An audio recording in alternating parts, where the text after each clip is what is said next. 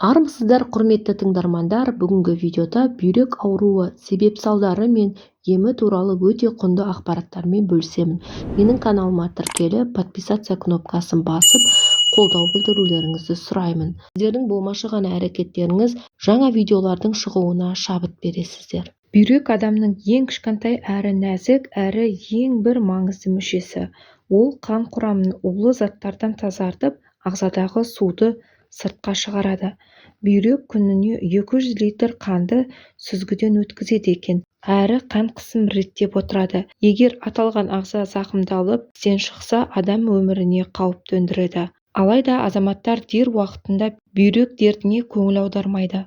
Сондықтан қазіргі қоғамда созылмалы бүйрек жетіспеушілігі ауруына шалдыққандардың саны көп. Бүйрек организмнен алмасу өнімдерін шығаруға, электролиттердің үйлесімді және артериалды қысымды реттеуге, сондай-ақ эритроциттерді түзу ынталандыруға жауап береді. Бүйректің созылмалы ауруы баяу ушығатын ауру. Белгілі бір кезең ішінде ауру симптомсыз өтеді. Кейде қызметінің бұзылуы баяу дамығанда бүйректің жұмысы тоқтағанға дейін симптомы болмауы мүмкін. Бүйректің созылмалы ауруының қорытындысы кезеңінде созылмалы бүйрек жеткіліксіздігінің соңғы сатысы. Бұл кезде бүйректер заттек алмасуын және артық сұйықтықты организмнен сыртқа шығара алмайды. Кейбір бүйректің созылмалы ауруының даму себебі қант диабеті мен жоғары артериалды қысымға алып келеді. Бүйректің зақымдануына апаруға қабілетті басқа да аурулар себеп болады. Аутоиммундық аурулар, иммунитет тапшылығы, бүйректің туа біткен ақаулары, кейбір химиялық заттардың әсерінен де болады. Бүйректің жарақаты, бүйректегі тастар және инфекциялар, бүйрек тамырларының мәселелері, кейбір дәрілердің препараттарды қабылдаудан да, қатерлі ісіктерді емдейтін препараттарды қабылдаудан да пайда болады. Бүйрекке несептердің кері ағуы, бүйректің басқа да аурулары. Бүйректің созылмалы ауруы организмде сұйықтықтың және алмасу өнімдерінің жиналуына апарады. Бұл организмнің көптеген жүйелерінің бұзылысын туындататын, оның ішінде артериалдық қысымдардың артуы, қан жасушаларының санының азаюы, Д дәруменінің алмасуының бұзылуы және сүйек саулығының нашарлауы. Бүйректің созылмалы ауруы көптеген зерттеулердің нәтижесінде ғана анықталып жатады. Зертханалық зерттеуден мына талдамаларды өткізу қажет. Альбумин, кальций, қандағы холестериннің деңгейі, қанның жалпы талдауы, қандағы электролиттердің деңгейін анықтау, магний, фосфор, калий, натрийдің деңгейлерін анықтап, 2-3 ай сайын талдама жасап отыру керек. Бүйректің созылмалы ауруының себебін немесе түрін анықтау үшін басқа да тексеруден өту қажет. Іш қуысы ағзасындағы КТ жасалу керек. Іш қуысы ағзаларының МРТ-сі, іш қуысы ағзаларының УЗИ, бүйректің биопсиясы, бүйректің УЗИі. Бүйрекке тастың пайда болуына зат алмасудың бұзылысы әсер етеді. Қышқыл және ащы тағамдар зардың қышқылын арттырып, тастардың тезірек құрылуына жағдай жасайды. Сол сияқты ақуызды сүйетін, тазартылған қантты көп жейтін, кальцийі көп тағамдарды асыра пайдаланушылар тастың өсуіне себеп тауып береді. Оған қоса А және В дәрумендерінің жеткіліксіз болуы, жарақаттар мен сүйек аурулары, асқазан ішек жолдарының созылмалы ауруы, ағзадағы су жетіспеуі, бүйректің түрлі несеп жыныстық ағзалар жүйесіндегі пиелонефрит, цистит, қуық асты безі аденомасы, простатит және тағы басқа аурулары түрткі болады. Тас жалғыз не көп болуы мүмкін. Кейбір науқастарда көптігі сонша 5000-ға дейін жетіп жатады. Бүйректе тас жиналудың себептері тұзды тағамдарды, қатты тәтті тағамдар, тым әуестік те әсер етіп жатады. Ішек созылмалы ауруы, мәселен, ойық жара, колит, созылмалы диарея олар ас қорыту жүйесін бұзатындықтан кальций мен судың сіңуі нашарлап, зәрде кристалл тәріздес затты көбейтіп жібереді. Ішек аурулары ағзаға қалай әсер етеді? Адам организмі бір-бірімен тығыз байланысты. Кейбір сырқаттар басқа ағзаға кері әсерін беріп жатады. Мәселен, ішекте адам тәніндегі барлық мүшелерімен әрекеттесетін триллион бактериямен өмір сүреді. Соңғы жылдары ғалымдар ішектердің адам көңіл күйіне қалай әсер ететінін анықтаған. Бір кездері ас қорыту жүйесі теріден бастап бүйрекке дейін көптеген ағзалармен тығыз байланысты. Мәселен, бәрі бактерияларда болады. Кей факторлар адам еш қатысы жоқ дегеннің өзінде де тамақтану мен өмір салты өз қолымызда. Статистикаға көз жүгіртетін болсақ, дамыған елдерде 90% тұрғындардың ас қорыту жүйесінің ауруларымен бетпе-бет келеді екен. Мысалы, ішек ауруларының оның ішіндегі ойық жаралар, колит, тектес екінің бірінен табылады. Яғни ауру жынысқа бөлінбейді. Іштің кебуі ауаның жиналуы іштің барлық бөлігінде туындай береді. Іштің тітіркену синдромымен де байланысты болып жатады. Симптом көбінесе кешкілік уақыттарда мазалайды. Түн ауа бұл аурулардың ауру сезімі басталады екен. Дене салмағының азаюы, анемия, дәрумендер мен микроэлементтердің жетіспеуі. Аш ішектің көп тараған ауруларының белгілері.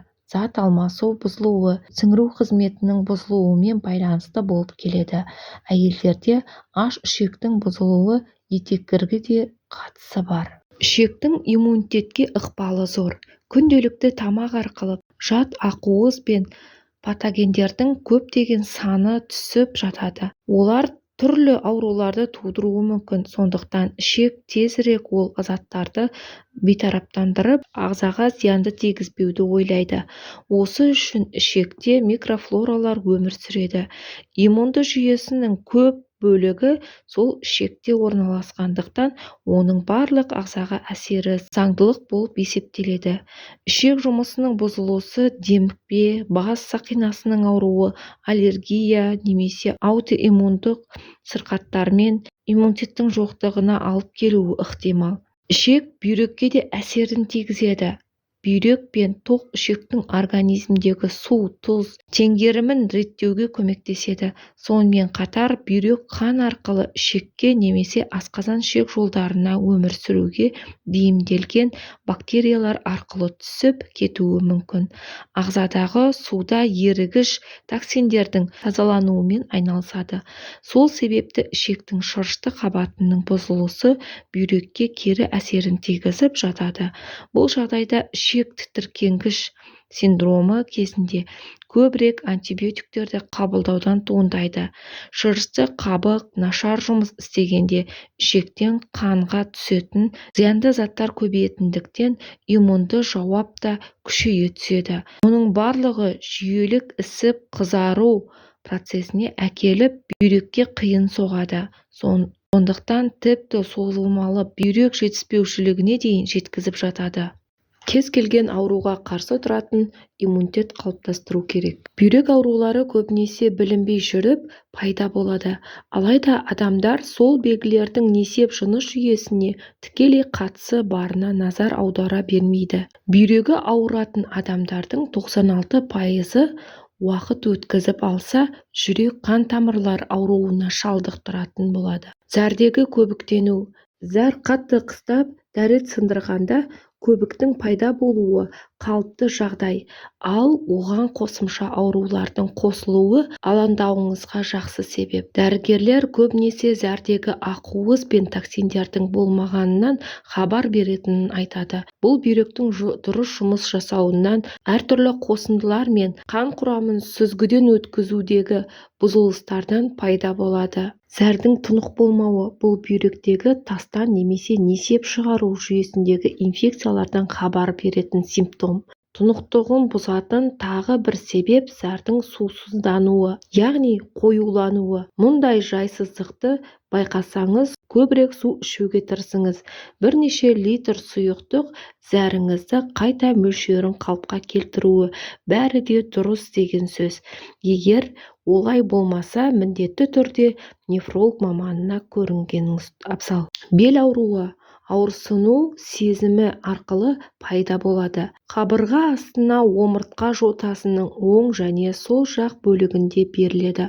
Ол кейде ішке және жығыс жолдарына дейін жетіп жатады. Бұл ауруды омыртқамен байланыстырып шатастырады. Шатасатындар көптеп кездеседі. Олай қателесуге болмайды. Ауруды одан әрмен асқындырып алмас үшін кәсіби көмекке жүгінген дұрыс. Созылмалы шаршау мен әлсіздік бүйрек эритроциттердің құралуын бақылайтын эритропоетин гормонын өндіреді. Оның ағзадағы анемия, әлсіздік пен шаршауға алып келеді. Бұл бүйректі тексеруден өткізуге алғашқы себеп болып тұр. Бастың ауруы немесе бас айналуы. Бүйрек жұмысының бұзылысынан ағзаға жиналып қалған токсиндер мидың дұрыс жұмыс жасауына кедергі келтіреді.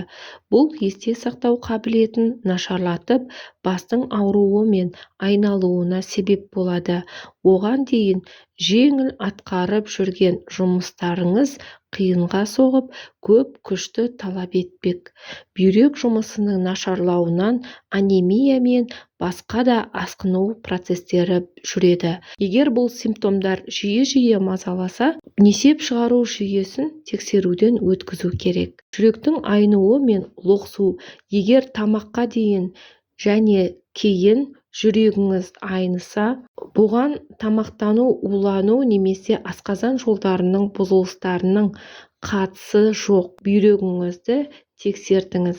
Ағзаға түсіп жатқан зиянды заттарды сүзгіден өткізуге оның шамасы келмей жатқаны болар. Алдымен лоқсудың басқа да себептерін сызып тастау